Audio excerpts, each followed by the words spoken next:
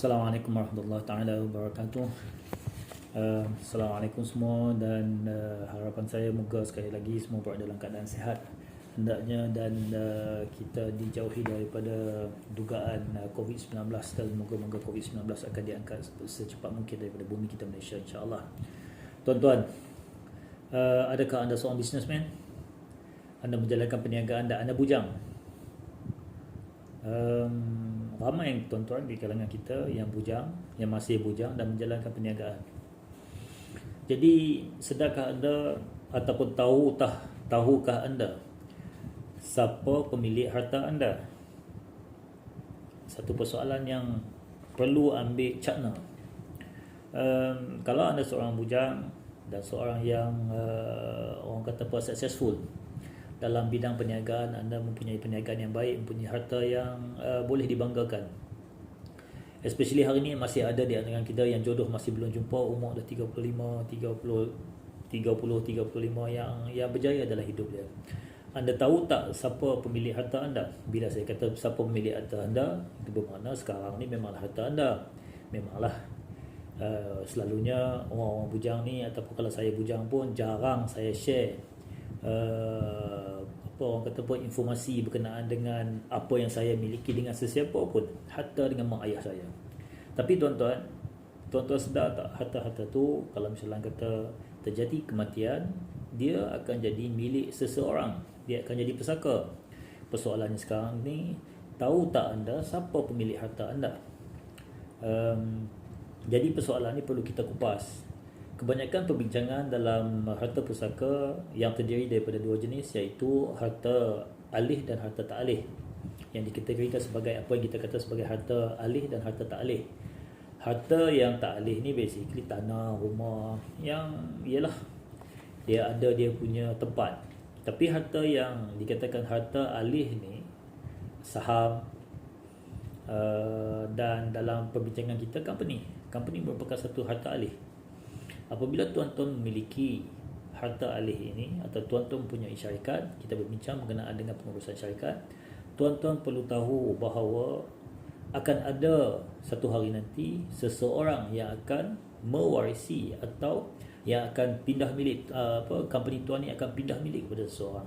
Jadi ada lebih baik tuan-tuan harus ataupun mesti tahu siapa pemilik yang bakal menanti sekiranya terjadi kematian ke atas diri kita. Tuan, rukun faraid ada 3: si mati, waris dan harta. Jadi tidak ada seorang pun yang akan terlepas daripada terlibat di dalam bidang ini, dalam bidang faraid. Kita pasti ada waris dan kita, kalau tak banyak pun ada harta. Dan macam saya kata daripada awal, perbincangan kita adalah berkenaan dengan pengurusan company, which is harta, salah satu jenis harta iaitu harta alih.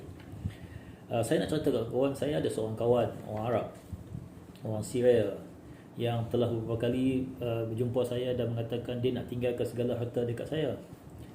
Saya pun tak pasti sama dia sebatang kara ataupun dia, wallahu alam. Kemungkinan beliau ialah datang ke Malaysia, bekerja di sini, dan beliau mungkin musibah melanda beliau di Syria, dan mungkin juga beliau tak ada siapa-siapa dah.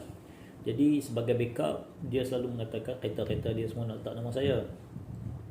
Jadi saya perlu tahu bahawa walaupun dia kata dia nak bagi ataupun nak amanahkan benda-benda tu kat saya yang bukan nasab keturunan dia ataupun bukan daripada waris dia, saya perlu tahu bahawa apa-apa yang dia nak bagi kat saya selepas kematian beliau, saya hanya boleh mewarisi maksimum 30% sahaja, 1/3, 33.3.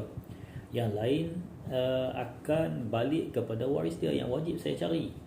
Ini merupakan satu masalah kepada saya. Jadi untuk menghindarkan masalah ini, apa yang harus saya buat, bagaimana caranya, dan kalau saya tak tahu macam mana caranya, dia akan menjadikan saya mungkin akan terlibat dengan ambil satu patuh harta dia, dan secara tidak sedar saya menggunakan harta pihak yang harta orang lain yang menjadi waris dia. Jadi perkara ini perlu kita ambil tahu dan perlu kita teliti. Sesi ini adalah sesi orang kata apa, masih dari dalam keadaan general. sebelum kita masuk detail kepada pembahagian waris-waris yang berhak. Jadi untuk conclusion untuk sesi ini, saya potong 5 minit atau 5 ke 7 minit insya-Allah. Langkah awal, apakah langkah awal yang perlu kita buat untuk bersedia di dalam menyelesaikan perkara pesaka ataupun faraid? Langkah awal yang pertama, kita perlu tahu siapa waris yang berhak ke atas harta kita.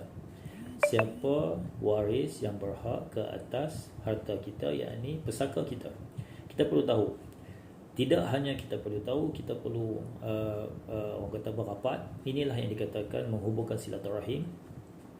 Kita perlu share informasi berkenaan harta kita supaya beliau tahu apa yang kita ada sedetail-detailnya. Jadi rahsia to a certain extent dengan apa yang kita buat dalam kehidupan kita, dengan pendapatan kita etc., mungkin tak sepatutnya berlaku dengan waris kita yang terdekat, waris yang akan mewarisi harta kita. Kita perlu share tuan-tuan, kita perlu share.